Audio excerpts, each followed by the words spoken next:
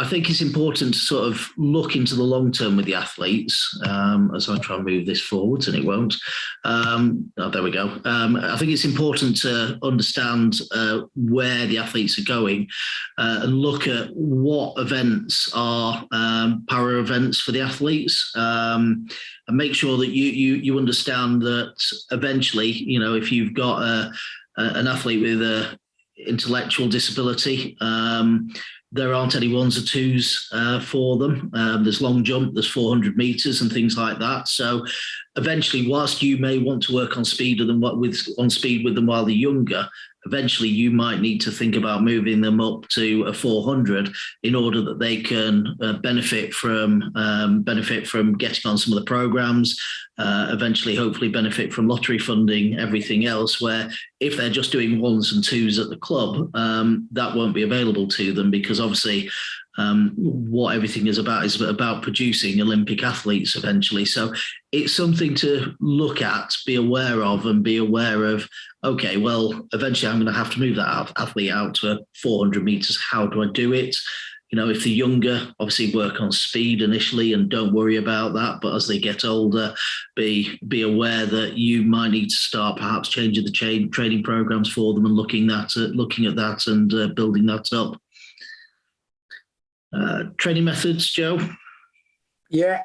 So look, again, when I said about this just being coaching, there's nothing on here that you wouldn't do where an athlete that you've got at your club and you're going to try and do the same thing. Can you understand heat and activation tissue tolerance? There's some of that can be very specific to an athlete with cerebral palsy. So an athlete with cerebral palsy, roughly 60% of their muscle bulk is active and it works really well.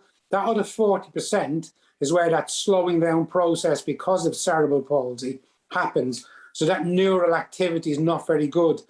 So with CP in particular around heat and tissue activation, you can't just heat it and expect the muscle to work, and you can't just activate it and expect the muscle to work.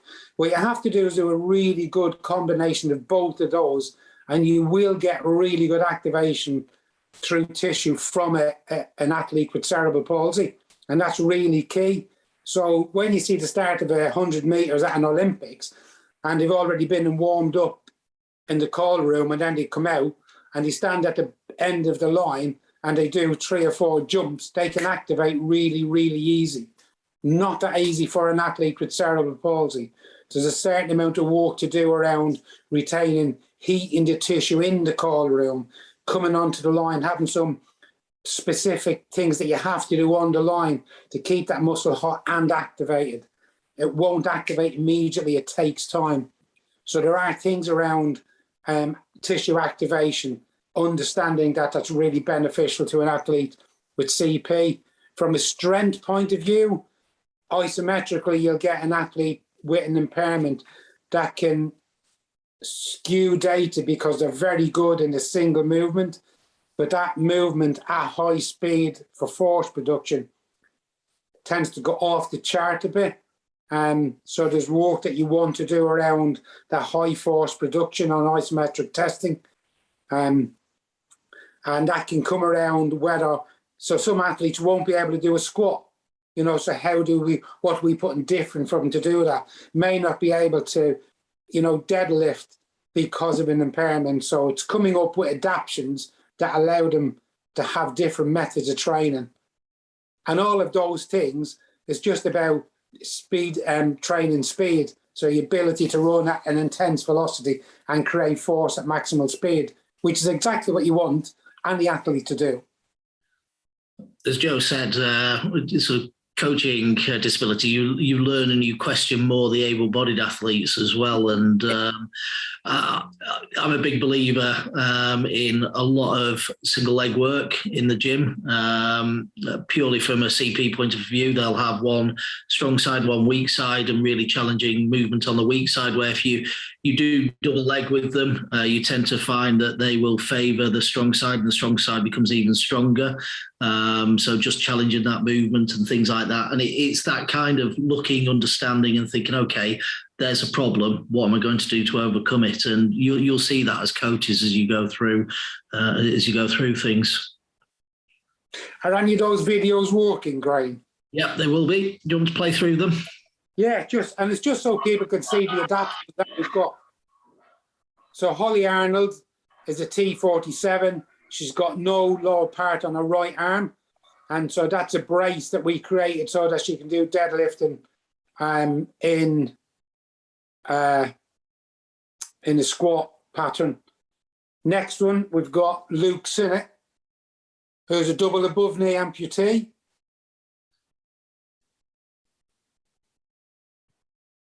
And the next one, we've got an athlete who's got cerebral palsy, who's a T38.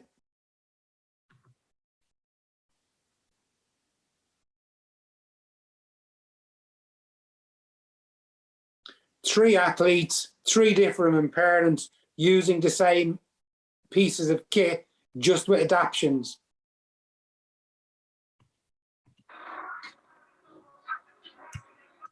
So here you've got a VR. Come back onto Aston. Oh my God. There you go. Here you've got Zach Skinner, who's visually impaired, power clean.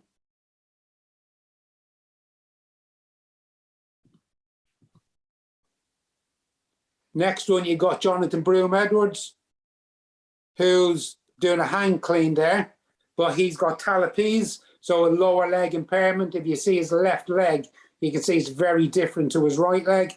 And then in the last one, we've got a T37, Georgie Hermitage, who, because of the restrictions on her leg and arm, finds it really difficult to walk that force that you're trying to create through the hip. And we can do that using 2 benches and a kettlebell. So it's just creating adaptations that allow you to do things. I'm hoping people have got questions, Graham.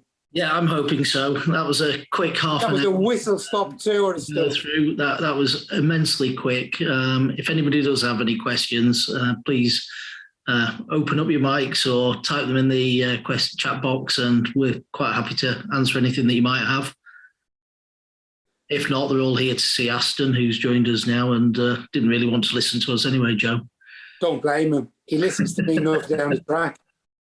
How dare you? I resemble that remark.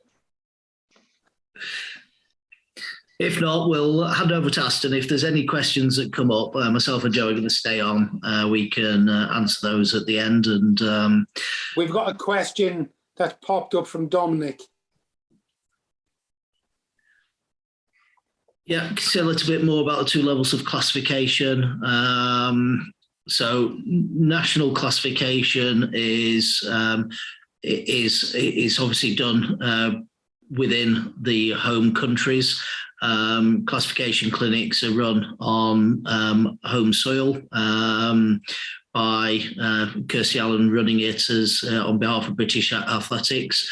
So they tend to move around the country in order to give as many athletes as possible a chance to be classified, so that they can then start on their journey on competing, sort of within the country. Once they get up to a level where they are looking like they will compete on an international level, there is a separate international classification, which is usually done around one of the international meetings where the athletes go along. It can be either one of the open meetings or one of the representative meetings where the athletes will go along and be classified at an international meeting by international classifiers. Joe, Coral, have you sat through? I've sat through lots of the domestic ones, never any of the international ones. Is there much of a difference? Well, it's very similar because they try and keep everything uniformed and fair for all athletes. But as you said, international classifications are done when athletes are looking to compete internationally, and that is usually done abroad. So there's various competitions such as Grand Prix and such. But there is a link that we can send to you, Dominic, if you want more information. As I said, Kirsty is the classification manager, so she's the best person to speak to about that. We can get links sent out to you after this webinar, okay? There's another question there. Thank you. Sarah's just put Sarah's just put that on. Yeah. Yeah. There's another question, Graham. As an official, what advice can you give me when coming across athletes in call room? You've already mentioned CP athletes need to retain muscle heat and activation. What would this physically look like? Anything else that would be useful for me to know? Well, look, what a para-athlete is allowed in a call room is exactly the same as the rules for everybody else. So there's no electronic devices, etc. So what the cyclist uses, heated pants, that's what we use for our athletes in the call room. They're allowed to do that. The thing that you might see different, if you've got an athlete with an amputation, you may see they carrying towels and things with them because they will have to try and keep the stump dry. So don't be surprised if you see them come in and they may have, you know, a couple of towels or things that they may need to use in a bag. And quite often at international competition, we can get some officials that don't understand that and they've refused athletes to bring in towels, etc. And we've obviously gone against that and spoke to where we need to speak to for athletes to bring in a towel. Because it's really important if an athlete's got as an amputee that he keep that stump really dry. Because if they get any sort of scratch or even a pimple on that stump and that breaks, that can cause infection really quickly. And that's why they have to have this real good management of keeping that stump dry. So understanding that, you may see athletes stripping off their prosthetics to dry up and then put everything back on again with socks, etc. They're likely the type of things that you'll see. Well, yeah, no, I totally agree with that. So it is being adaptable as well. And if somebody needs to get up and move around, they might need the toilet more often. It's just having that understanding that, that they might want to just walk around, they might want to do things and toilet stops, things like that. But it's everything that I'm sure the vast majority of officials do really, really well anyway.